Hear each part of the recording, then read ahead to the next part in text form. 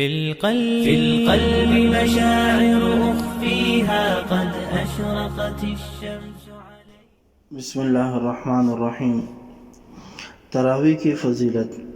حضرت ابو ہریرہ رضی اللہ تعالیٰ عنہ سے روایت ہے کہ رسول اللہ صلی اللہ علیہ وسلم نے فرمایا، جو یقین اور ثواب کی امید رکھتے ہوئے رمضان کی راتوں میں کھڑا رہا، یعنی کہ تراویح پڑھی، اس کے پچھلے گناہ معاف کر دیے جاتے ہیں.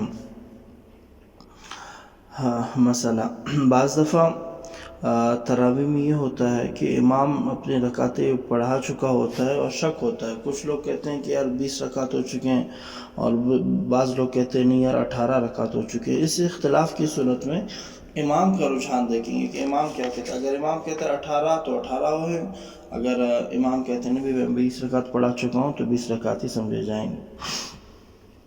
مسئلہ ہے، بعض لوگ جب تراویح شروع ہوتی ہے تو بعض دفعہ کچھ لوگ بیٹھے رہتے ہیں، گپ و شپوں میں لگے رہتے ہیں، باتیں کر رہے ہوتے ہیں. جب امام رکوع میں جاتا ہے تو یہ بھی فوراً اٹھ جاتے ہیں اور پھر امام کے ساتھ رکوع میں چلے جاتے ہیں. یہ فعل بڑا ہی خطرناک ہے، یہ مکروہ ہے اور یہ منافقین کے ساتھ مشابہت رکھتا ہے. اکثر نوجوان اس میں مبتلا ہوتے ہیں کہ کوشش کریں اس سے اپنے آپ کو بچائے رکھیں.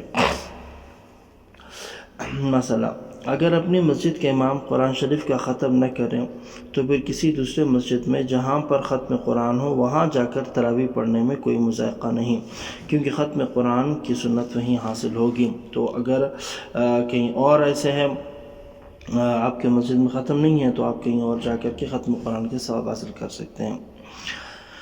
مسئلہ ہے، بعض دفعہ انسان اتحیات میں بیٹھا ہوتا ہے اور اتحیات میں بیٹھے بیٹھے انسان کو نیند آ جاتی ہے اور وہ سو جاتا ہے.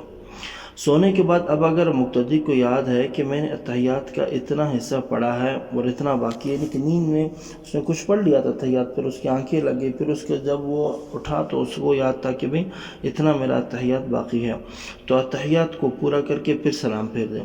اور اگر اسے یاد نہیں ہے کہ میں نے کہاں تک پڑھا ہے تو بس ویسے ہی پھر جو امام کے ساتھ سلام پھیر دے اور پھر جو اگلا ترویحہ ہوگا یعنی کہ تراویح کے باقی رکعتوں میں پھر وہ شریک ہو جائے. مسئلہ: تراویح میں مکمل قرآن مجید کا ایک مرتبہ سننا سنت ہے، لہذا اگر کوئی شخص سفر پر جانا چاہتا ہے تو رمضان المبارک میں ویسے سفر کرنا منع تو نہیں ہے، البتہ جو شخص قرآن کریم کا ختم مصنون طریقے سے سننا چاہتا ہے وہ عام طور پر سفر کرنے کی صورت میں حاصل نہیں ہوتا ہے، لہذا بہتر ہے کہ پورا قرآن مجید تراویح میں سن لیں، پھر اگر اسے کہیں سفر پہ جانا تھا پھر وہ چلا جائے. تراویح کے ہر 4 رکعت کے بعد دعا مانگنا، تسبیح و تحلیل، درود شریف پڑھنا یہ جائز اور مستحب عمل ہے. جو بھی دعا پڑھے جائز ہے، کسی خاص دعا کی تخصیص نہیں، لیکن جو مشہور دعا نا سبوح قدوس اور وہ والی جو دعا ہے یہ زیادہ بہتر ہے اور یہی اکابرین کا معمول ہے. باقی یہ پابندی نہیں ہے کہ خواہ یہی آپ پڑھیں. گھر پر تراویح پر جماعت کے ساتھ پڑھنے سے بالکل آپ کو تراویح کا ثواب ملے گا اور جماعت کا بھی ثواب ملے گا، لیکن مسجد کے مقابلے میں تھوڑا سا ثواب کم رہے گا، کیونکہ مسجد کی جو نماز ہوتی ہے وہ 27 درجے عام نمازوں سے زیادہ فضیلت کے حامل ہوتی ہیں.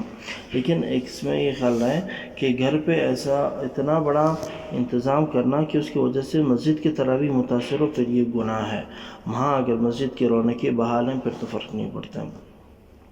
مسئلہ ہے کہ تراویح میں حافظ صاحب کسی بھی صورت کی شروع میں ایک دفعہ بآواز بلند جو ہے وہ بسم اللہ پڑھے گا. بسم اللہ یہ قرآن کی ایک آیت شمار کی جاتی ہے. اگر امام نہیں پڑھے گا تو پھر مقتدیوں کی ایک آیات قرآن کے تکمیل میں پھر کم ہو جائے گی.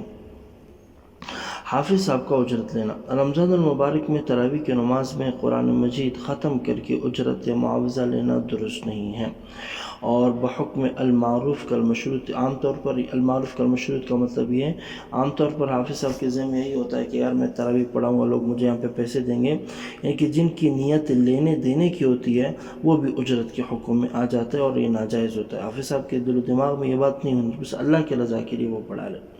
اس حالت میں صرف تراویح پڑھنا اور اجرت کا قرآن مجید نہ سننا بہتر ہے۔ اگر حافظ صاحب کی یہ ذہن ہے کہ یار مجھے پیسے ملیں گے، تو ایسے جو مطلب کاروبار کی نیت سے ہے یا پیسے لینے کی نیت سے ہے، اجرت پہ وہ پڑھانا چاہتا ہے، تو اس سے بہتر ہے کہ انسان بغیر تراویح سنے جا کر کے اپنے گھر میں قیام اللیل کی جو فضیلت ہے وہ حاصل کرے، قرآن کا ختم بھلے وہ نہ کرے۔ کہیں اور مسجد میں اگر ترتیب بن سکتی ہے تو ٹھیک ہے، لیکن ایسے حافظ صاحبان کے پیچھے پھر تراویح نہیں پڑھنی چاہیے۔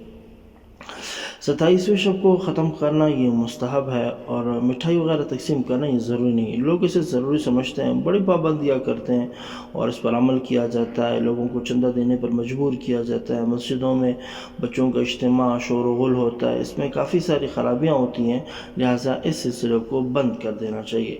امام تراویح اور کوئی یعنی کہ بغیر چندے کے کبھی کبھار کبھی خود اگر اپنی خوشی سے اگر کوئی شخص مٹھائیاں تقسیم کرنا چاہتا ہے یا وہ حافظ صاحب کو پیسے دینا چاہتا ہے مسجد کے احترام کے ساتھ، ایسے نہ ہو کہ مسجد خراب ہو جائے، مسجد کی بے حرمتی نہ ہو، تو پھر یہ بالکل بہتر ہے کہ پھر آپ جو مسجد کے احترام کے ساتھ پھر آپ یہ عمل تقسیم وغیرہ کر سکتے ہیں، لیکن کوئی ایک بندہ خود اپنی طرف سے کرے، ایسے اجتماع وغیرہ کا سلسلہ اس میں نہ ہو۔ اور اگر امام کسی حافظ صاحب کو پیسے دینا چاہتا ہے تو وہ بھی ایسے خاموشی کے ساتھ اس کے ہاتھ میں پکڑا دے۔